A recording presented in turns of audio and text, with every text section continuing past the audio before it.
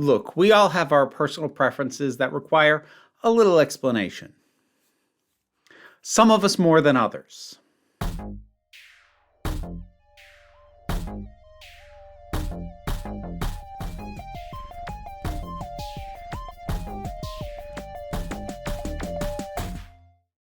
Hey folks, as we enter October, I thought it would be fun to do something a little bit different that is kind of in the spirit of monsters and witchiness and that kind of season, but also is quite different from anything else I've done.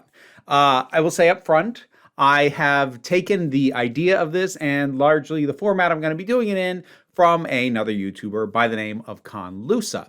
I really recommend checking her stuff out. She talks mostly about video games, a lot of them horror-tinged style video games. I really enjoy her work. She's also done a few videos on Hear Me Outs, specifically where she has sort of judged and ranked the Hear Me Out submissions from her audience.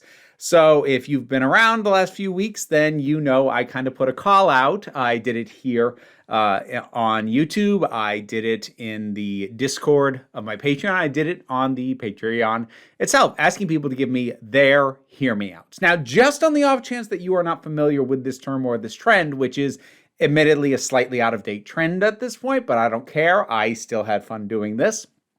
A Hear Me Out is a character from a work of fiction who you find attractive, but you can't just say, oh, this character is hot, because you will get odd looks from people, which will therefore require you to go, hear me out.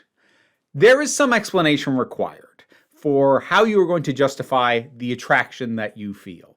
That is a hear me out in the broadest sense.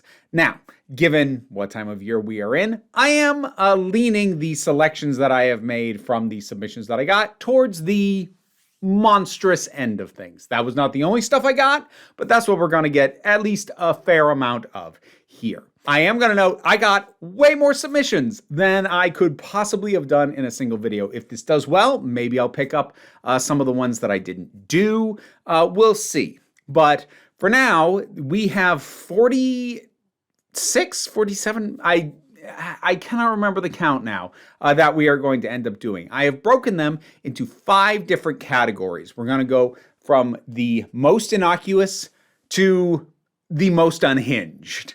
It'll get worse as we go, which means it'll get more fun as we go. So the other thing that I'm going to say up front, I am not judging anybody on any personal level. The rankings where I put this is a little bit from my own input and thoughts on these characters and these attractions, but also I am trying to factor in, like, how would a normie react to that? And that's sort of more of an influence than like my own personal feelings, although those will be in the mix as well. You can fully disagree with me with where I put some of these. Some of the ones I'm going to put on the higher end, you folks are going to consider to be quite mild, I'm sure. And some of the ones that I am going to put on the mild end might make some of you go, wait, it's very subjective, but we are here to have fun. Now, there were some things in the nominations that people made that are kind of in broad categories that I just flat out don't think count as hear me outs. For instance, a character being a cartoon does not automatically make them a hear me out. You're allowed to be attracted to drawings. It's not that weird. A character being an anthropomorphized animal doesn't automatically make them a hear me out. It might make you a furry, but I'm also not going to shame you for that. You'll see some examples in this particular category that kind of fall under these blanket exemptions, and you'll see as we go what I'm talking about. So we are going to start with the most innocuous end of things, which I am calling not a hear me out.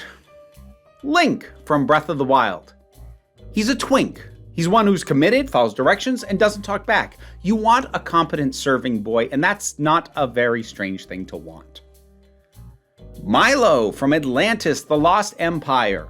You like your men bespectacled, energetic, and nerdy. It's about half of my social circle back in college, myself included at the time, and it's not that unusual. It's not a hear me out. Miss Frizzle from the Magic School Bus. She's middle-aged, fashion goals embodied, is great with kids, and has a pet lizard. Being a drawing doesn't even come close to making her a hear me out. Nick Wilde from Zootopia. He's a smooth con man with loads of charm. The fact that he's also a fox is both highly thematic and also not enough to make him a hear-me-out. Carmelita Montoya Fox from Sly Cooper. Despite the fur, she's proportioned like Jessica Rabbit, has been going to the gym, and is basically built to be the Batman to Sly Cooper's Catwoman. The appeal is clear, and it's not a hear-me-out. Bandit Healer from Bluey. Less anthropomorphized than our previous furry entries, but he's charming, funny, loves his family, and is just a stellar father. Who wouldn't want that? Not a hear-me-out. Goofy.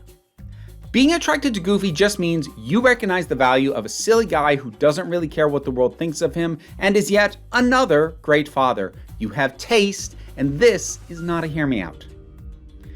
The Beast. Post-transformation from Beauty and the Beast.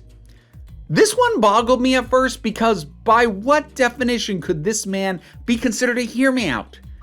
Here's what I will grant though, at this point it's become the majority opinion that he's more appealing as the Beast, which does mean in many groups you may actually have to explain why you prefer this, but he's still just a classically handsome man who just went through a major personality improvement and is absolutely not a hear-me-out by any metric besides 90s Disney fans getting in touch with their feral furry side since they were kids. Furlough from Farscape. This one's in the upper end of this particular tier and could arguably moved into the next category. Not because of anything with her physically, she's a solid built mechanic who gives it to you straight when she plans to screw you over, but she's also an aggressive capitalist, which makes her truly one of the greatest monsters of all. Still not a hear-me-out, I'm sure you can fix her. Raphael from Baldur's Gate 3. This is a borderline entry. Yes, he is basically the devil. No, you should not trust him. But also, between that voice and the fact that his devil form really just makes him hotter, it puts him just below our next tier. I'm sure some will bring up the likelihood of him trapping you in a terrible agreement, but that's just giving us all a chance to fulfill that I bet I could outsmart the devil fantasy. You know what I'm talking about. It's the same instinct that has you thinking you could perfectly word a wish so that a genie could not twist it into something ironically punishing. Not a hear-me-out, but it's close. This brings us to our second tier. This barely counts. You just squeaked by with a passing grade, but I wouldn't go putting this one up on the fridge to brag about. Emmett Selk from Final Fantasy XIV. I may have pronounced that wrong, I don't know. He's got a few different appearances, but I'm going to focus on this one because this one just looks like a Sephiroth cosplayer who doesn't want to shell out for the long wig. He could arguably go in the lower tier, but there's a certain deadness in his eyes that I personally find off-putting. Add to that the fact that he founded an empire, and you've lost me. I get it. For the rest of you, have your fun. I will be looking for a nice anarchist to settle down with. Drusilla from Buffy the Vampire Slayer. Most of the time, she is just an attractive woman. Even her vampire face is less monstrous than most. If she was anything close to mentally stable, she'd be at the bottom tier. But that spicy bit of insanity does mean she might strip your flesh and leave you out to dry like an art project. Jabe of the Forest of Cheem from Doctor Who. This one barely counts because she's just a stunning lady with branches for hair. What keeps her out of the bottom tier is the fact that she is actually living wood. Unsanded, unfinished wood. It is a textural nightmare and you are going to be pulling splinters out of very uncomfortable places, but she's also a delight of a person and I hope you're very happy together. Nightcrawler from X-Men. A bit more inhuman than our last couple of entries, so you might think he should be higher up. What with the demonic appearance, the prehensile tail, the fewer digits on each appendage, the fact that he has a very fine layer of fur, something that rarely properly gets depicted. But the thing is, he is also the most charming, swashbuckling, adventure-loving sweetheart that you will ever meet. Wesley from Princess Bride wishes he was half this dashing. Plus, depending on who you ask, he might also have two dicks. The Riddler from The Batman. This one isn't the bottom tier strictly on basis of personality, because otherwise he is just a guy. But I have to admit, I don't really see the appeal of the big incel energy this incarnation of the character brings. But maybe you're hoping that showing him actual affection will mellow him out? Good luck with that. Moving on. Darkness from Legend. But Vera, how is this any different from Raphael from Baldur's Gate 3? I hear you asking. Well, a couple of things. His proportions overall are just more. From sheer size to the scale of the horns, it doesn't just look like horns and red paint were slapped on a conventionally attractive man. Then there's the nails, and then there's the hooves. It takes a bit more commitment to get with a hooved devil who's nearly twice your size than the one who just looks like a high-level cosplayer.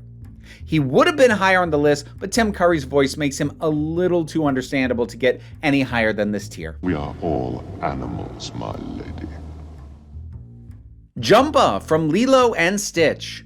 Sure, he's a mad scientist who created what was meant to be the most destructive living weapon in existence, but he's also just so soft and squishy that I have a hard time picturing the person who doesn't want at least a hug from him.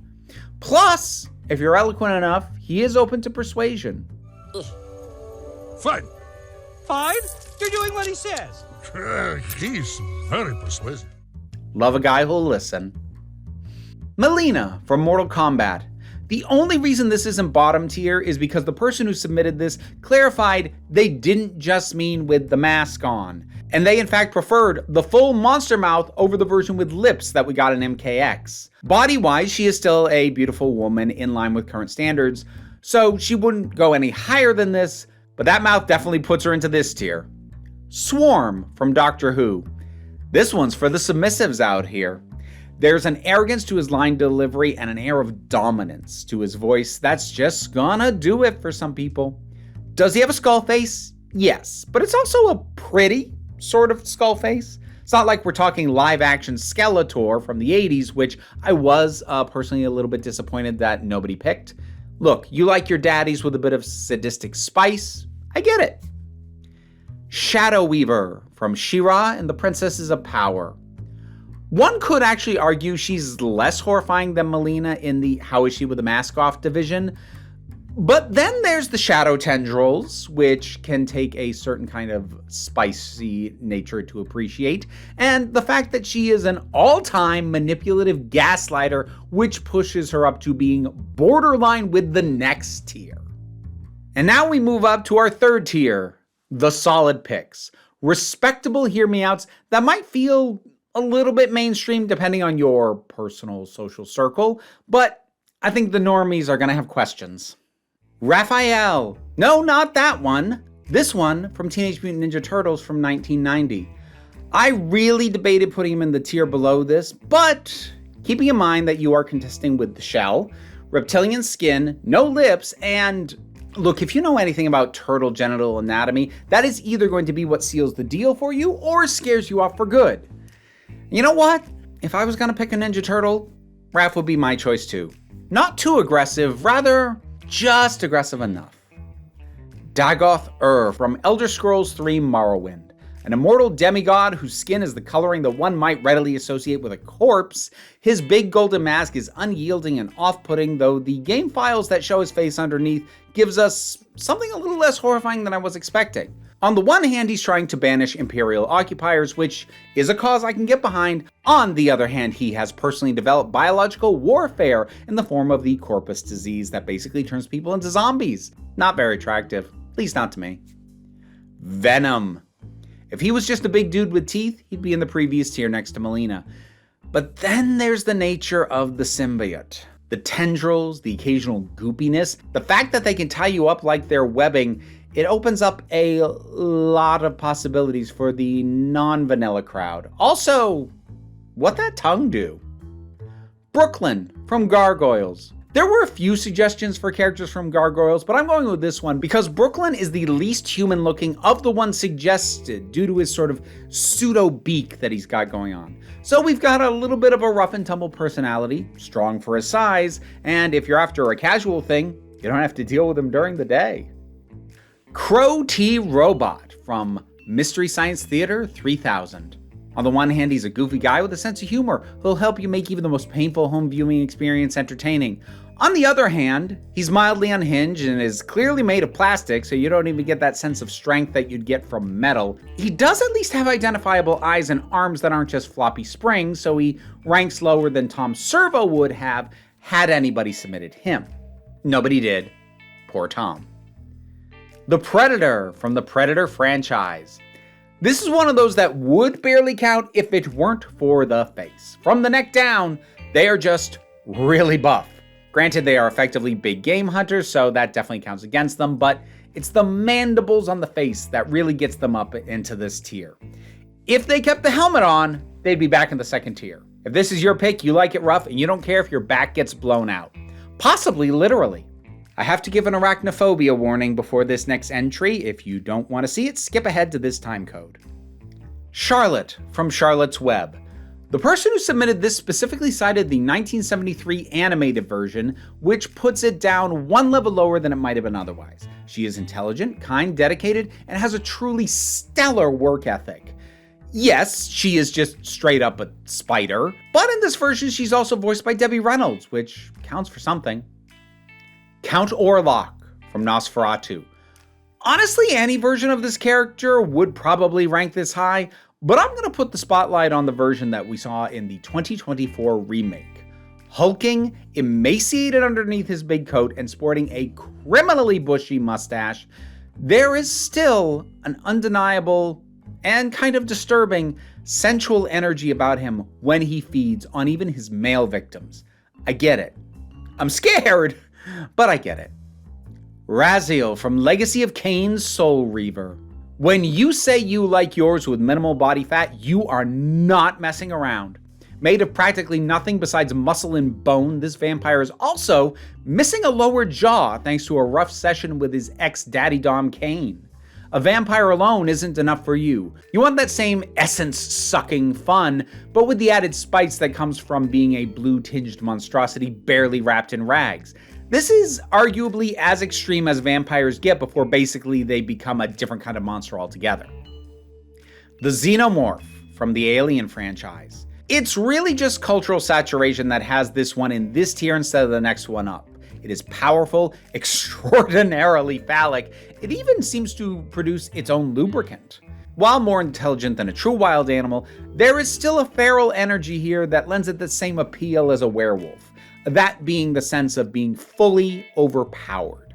For some folks, a situation where they're left going, "Oh no, I just had to submit to its every desire, it was too powerful for me," really does do it for them. And the Xeno is a solid pick for that kind of thrill. Just realize they may only want you as a baby mama.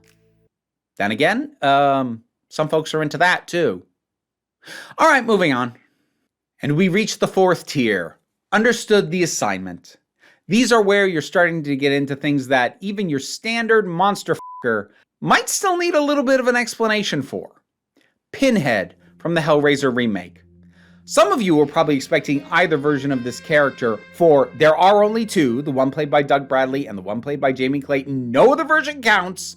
You might have been expecting it to appear in the previous tier because appearance-wise, it's really kind of only a few degrees beyond a sadist dom who's into heavy body modding. But this is why appearance is not the only factor. Either version of Pinhead will subject you to simultaneous waves of pleasure and pain to the point that you cannot tell the difference anymore. And if you think that only sounds like a good thing, I'll note that this particular version of Pinhead took out one of those pins, jammed it into a woman's neck, and played her vocal cords like a fiddle. Cenobites don't f*** around, and you should approach with caution. Marjorie the Trash Heap from Fraggle Rock. Having not gotten into Fraggle Rock enough as a kid to remember anything besides a few basics and the theme song, I don't know if I ever encountered Marjorie or just completely forgot about her. But looking into it, she is, as her title would imply, a sentient heap of trash, which is asking for quite a lot to be overlooked. That having been said, her personality keeps her on the lower part of this particular tier. She's got the energy of the neighborhood witch who gives out extra candy at Halloween, and when I saw her pull this move, Yeah, okay. Yeah, I can see it. Stolas from Hell of a Boss. Yes, he's a Birdman, and his anatomy is confirmed to include a cloaca, but he's also charming, insecurities and all.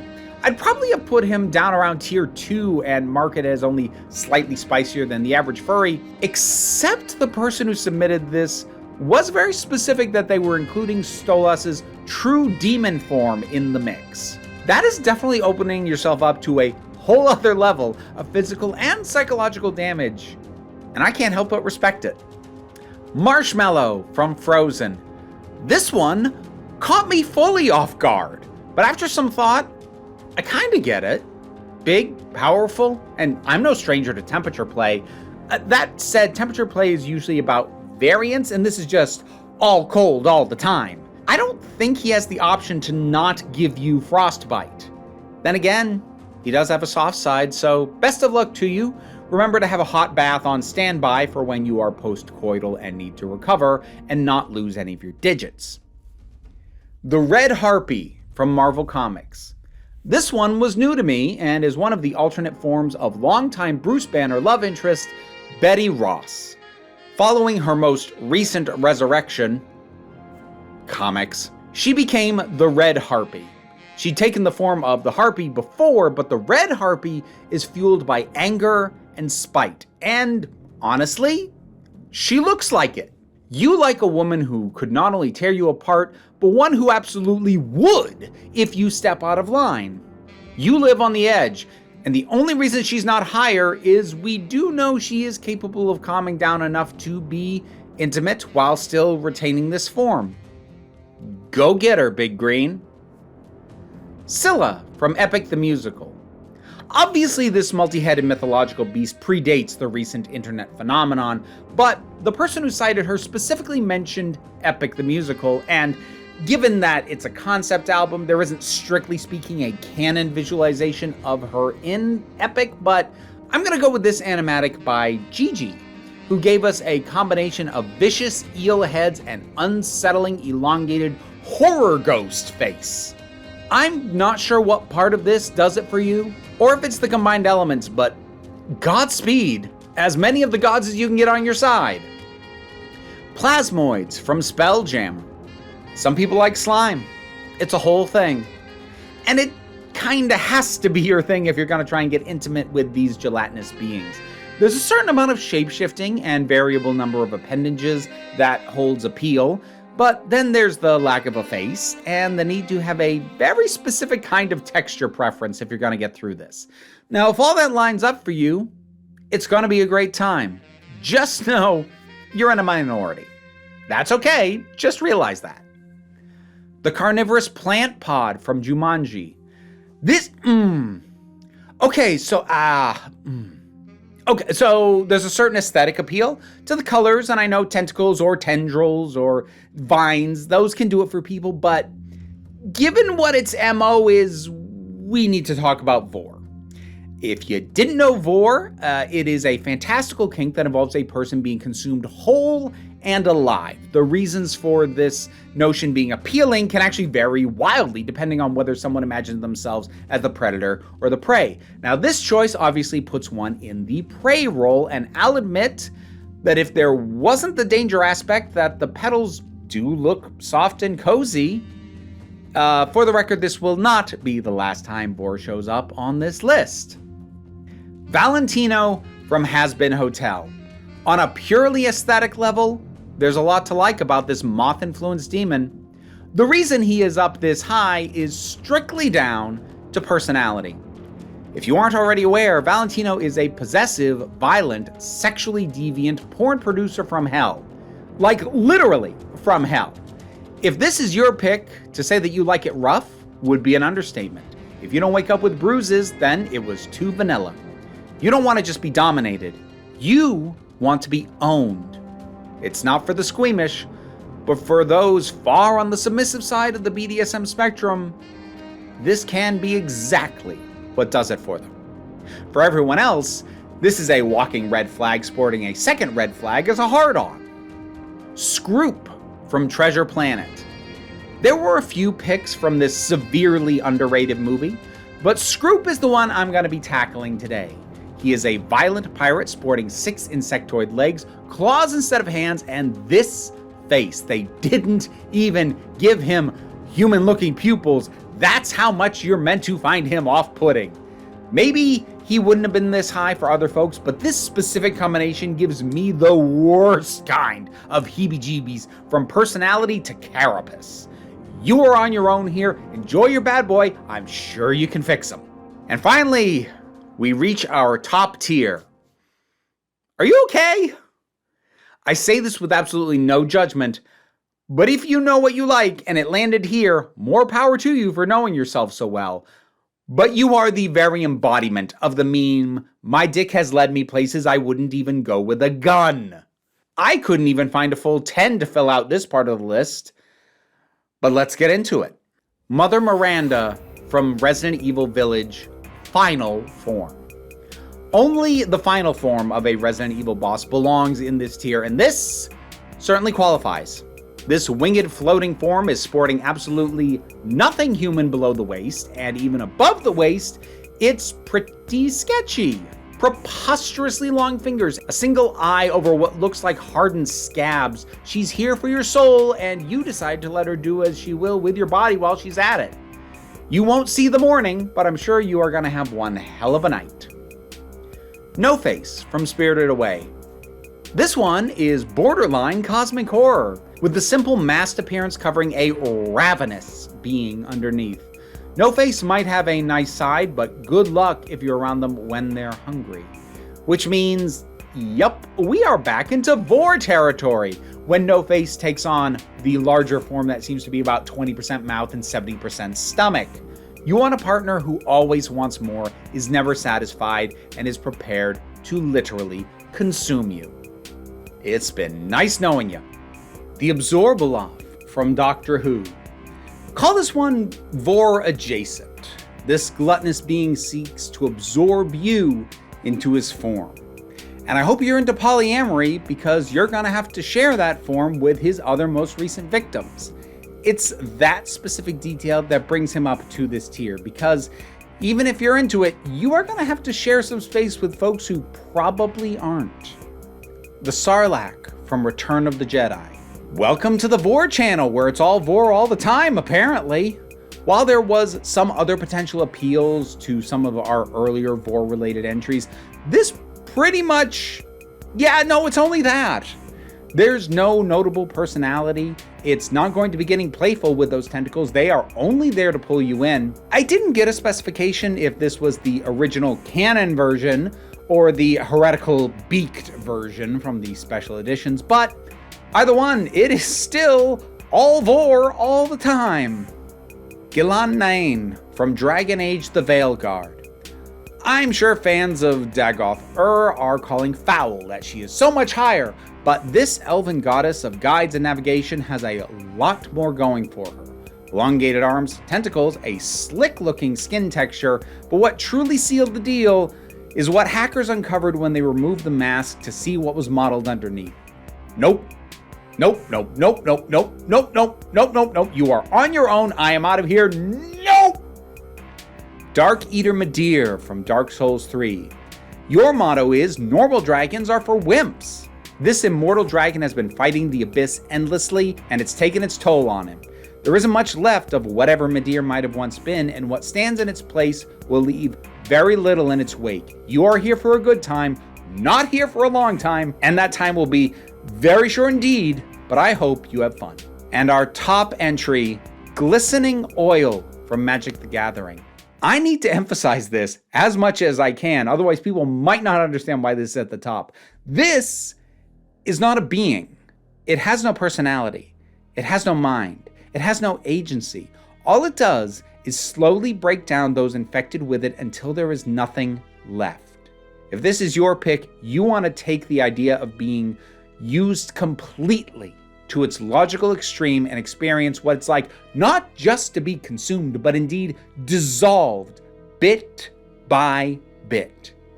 You have my respect and also my concern. And there we go. The Hear Me Outs of 2025. I say that as if it'll become a yearly thing. I don't know. We'll see how the video does. But I did largely stick to stuff that I have some familiarity with. There were a few things on there that I didn't really know much about. You could probably tell because they were likely the names I mispronounced. But this was educational, shall we say. Whatever your hear me outs might be, some of you are actually probably wondering what mine are because I didn't really say too much about my own picks or whether any of these would be on my own list. I don't know, maybe that can be a Patreon exclusive. I don't really do Patreon exclusives. It's a thought. Check out my Patreon, see if I end up doing that at some point. In any case, thank you very much for joining me. And I hope that you have a great, monstrous month. Thank you very much. Whatever your thoughts are on all this, drop something down in the comments and let's talk about it. Like, share, subscribe. Also help. Again, this is a little bit outside my wheelhouse, which either means it'll do very well or fully tank, and I'd appreciate any boost that you are able to give it. But what I really want you to remember, no matter what your tastes are, no matter what you're into, as long as it doesn't hurt anybody else, you are beautiful. You are valid. And you are loved. You are the council. I'm just running this very unusual meeting. And until next time, this council is adjourned. And now to thank my highest supporting patrons, Robin Moore, Jared Boyce, Zubin Lufula, Monty Kate 808, Mira G, Angry Casperl, Dave Hall, Movie Turtle, Oliver B, Sean Miller, Welsh Wrestling Geeks, Alyssa Pedersen, Mary Mello, Becky Sparks, Loki Eris, Tracy Scrabbit, Pau Barabajoggle, and Sir Didymus is my favorite, as well as Welsh Wrestling Geeks. So, folks said they wanted the rats back. Here they are. I really should have not worn something that exposed this much skin. Their nails are sharp. Ow. Oh, you guys, get back